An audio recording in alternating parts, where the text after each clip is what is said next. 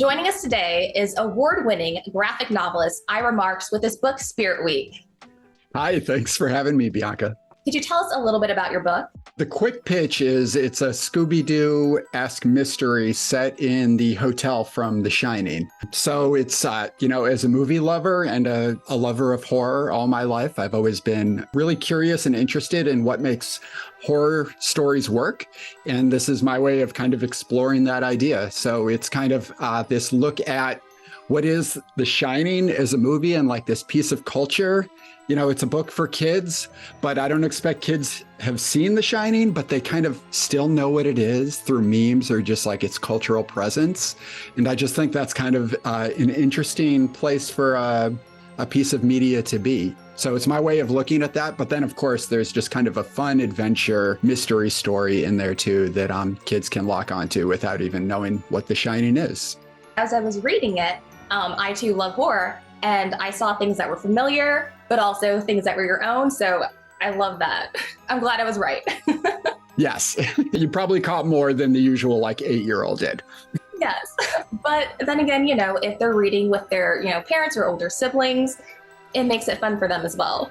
Yeah, I think the thing with The Shining and using it as kind of a setting for a story is everything about that movie and resonates with an unease, even if it's not a scary part. So I try to evoke some of that in the book. So sometimes I'll hear from a parent who's like, oh, my daughter just read Spirit Week, and she's just sort of sitting at the kitchen table, thinking about it and slightly shuddering. I'm like, that's the best response I could ask for. It just resonates with the weirdness, but you might not really know exactly why.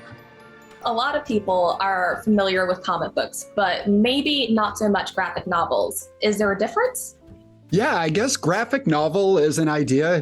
I feel like we're almost in a golden age of, especially for young readers, graphic novels. Like when you go into a Barnes and Noble, there's this massive section. And when we were kids, that didn't really exist. A bookstore was mostly for prose and verse, and comics were sort of this whole other thing in a whole other type of building.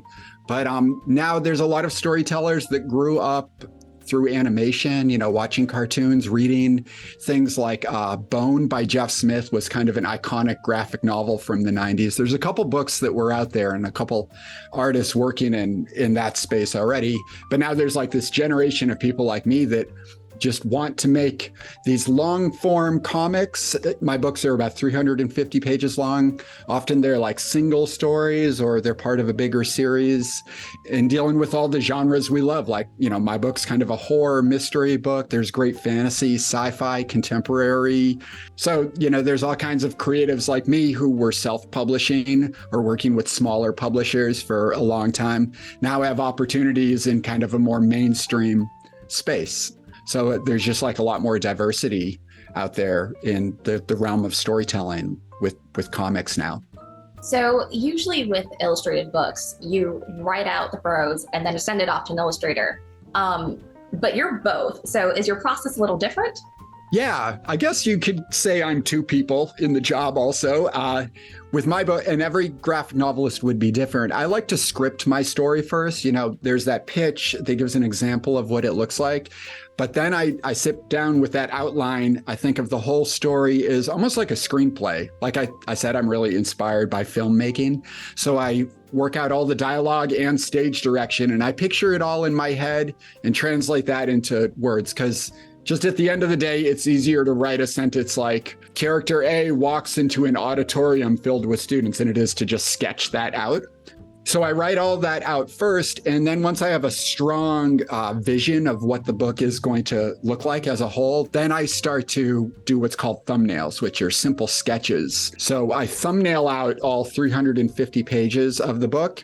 And thumbnails are great because they're easy to go back and change because they're very simple compositions of a frame, right? Like where the characters are set up, how they're looking, what's in the background, just general layout things. And then when all that's set, then you go through in ink, bring out the lines you want with ink, and then either the artist colors or the book goes off to a colorist. And so it really can sometimes be one person really doing most of the labor, not to diminish the value of a colorist or a letterer, but a lot of the work can end up being done by one person, both in terms of writing and drawing. When you're making these thumbnails, is it pen and paper, or are you doing this digitally? While I love working with watercolor and like dipping a pen in ink and all that, it's very therapeutic and it's beautiful.